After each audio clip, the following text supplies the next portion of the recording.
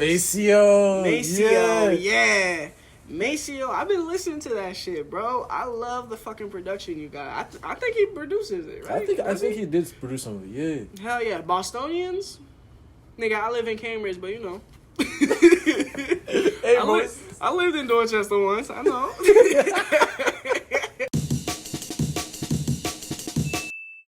Alright, so today we are here with Javon Carter.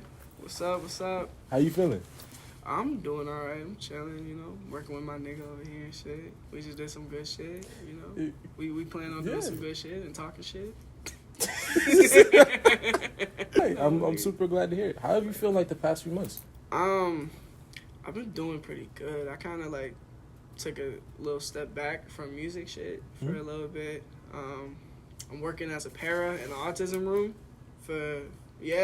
I work with autistic children. So I'm a teacher. You know, it's a nice job. I really enjoy it. You know, most of my students are black, so it's cool. And I kind of just needed that time away.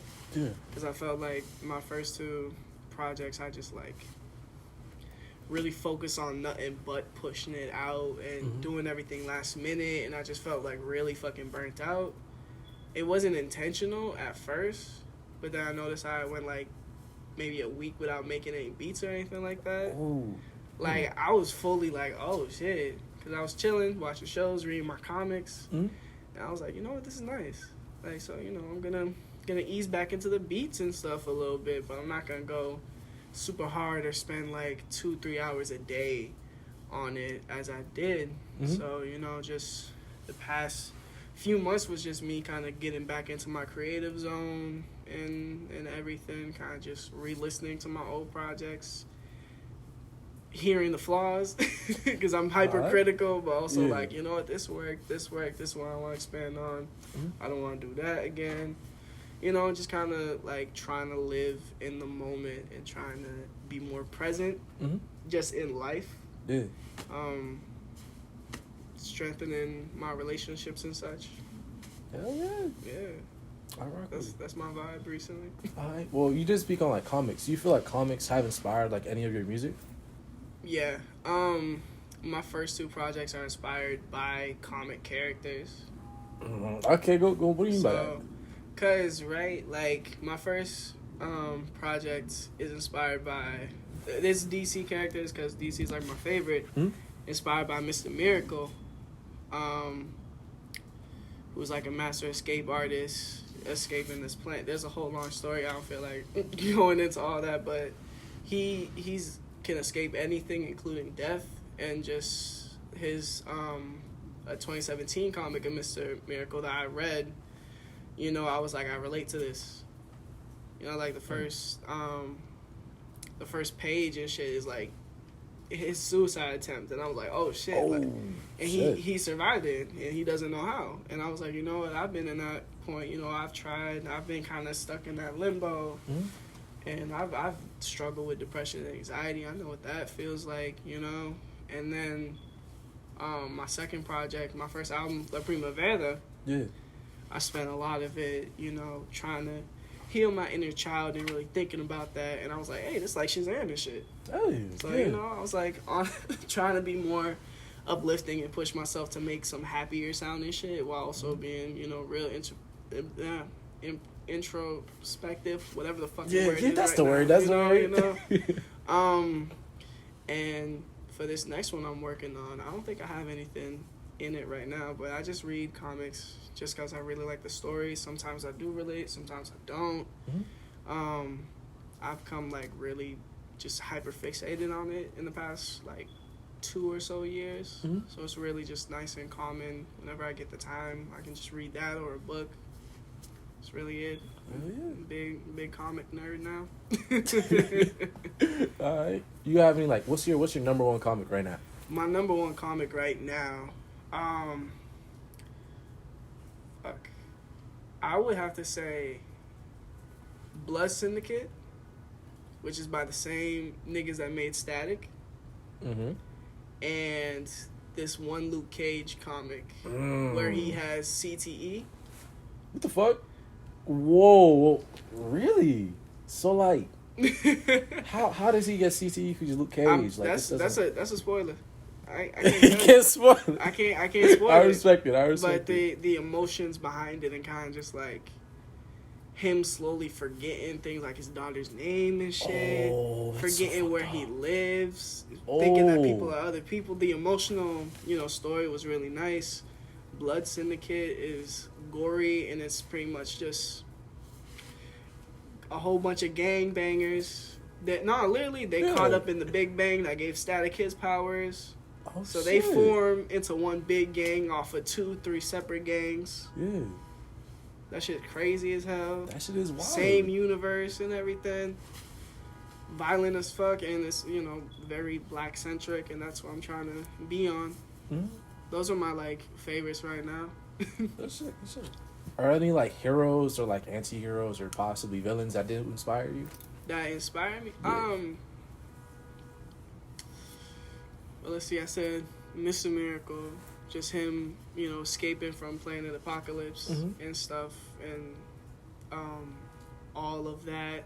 Shazam, kind of just, trying to have a better outlook on life while also having that kid, inside. And right now, I'm kind of just, no one's really inspiring me at the moment, if that makes sense. I got you.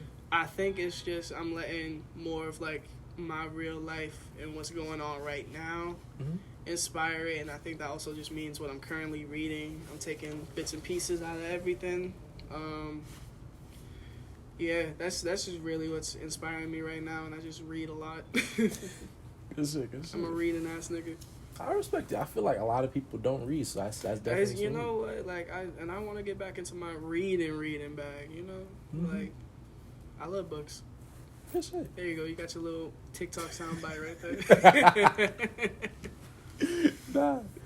What's it called? So speaking of like experimental shit or like shit that you want to experiment with, what are like any sounds or anything that you like wanted to try out?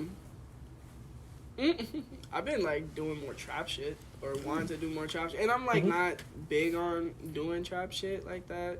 I know that don't sound like a crazy experiment, but kind of just like relaxing how I rap and just how I make beats as a whole. I feel like I'm challenging myself with that. I'm like really studying and listening to like Wonder Girl, how she does her beats and 808s and such.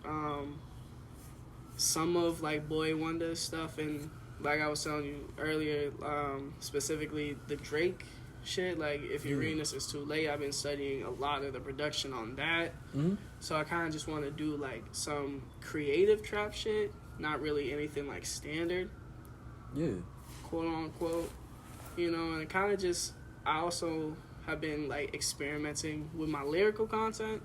Okay. Cause like when I started off, I was on that lyrical miracle shit, which is like, that's a whole other conversation, but I kind of want to be a little more lyrical on this next shit, or just really show off my wordplay and stuff, and just how I flow, how I rap, how I like sound, my writing, because my pen is impeccable. I just been letting it relax for a little bit.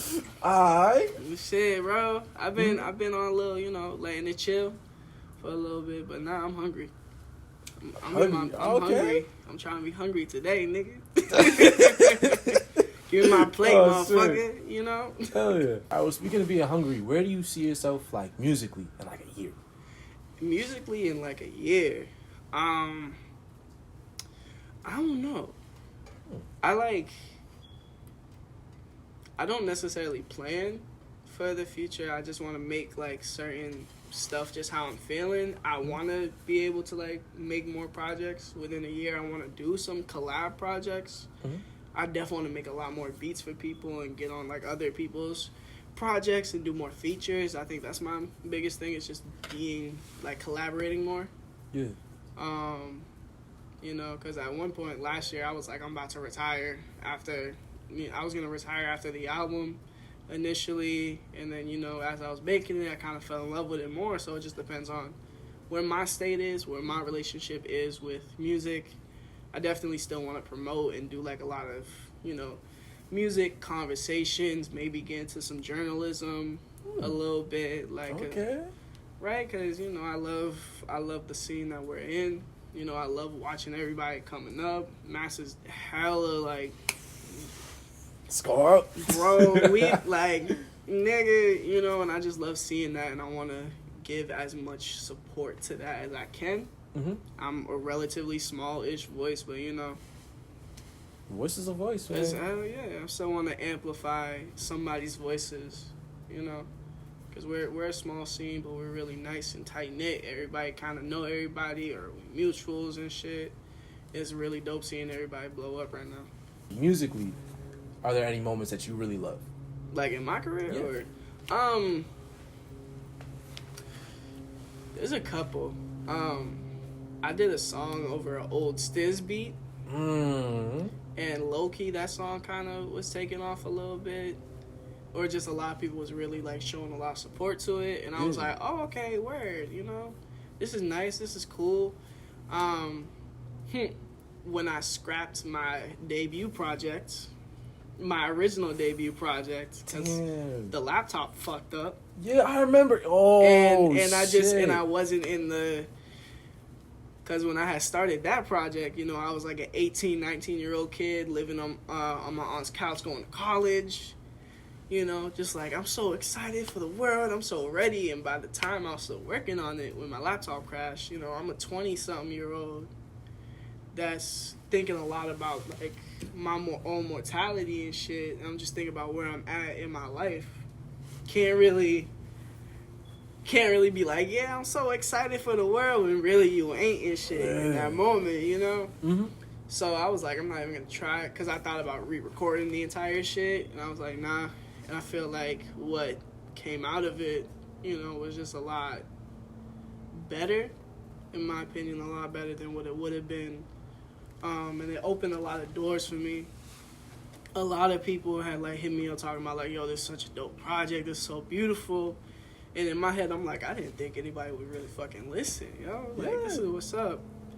You know, and that just gave me a lot of confidence.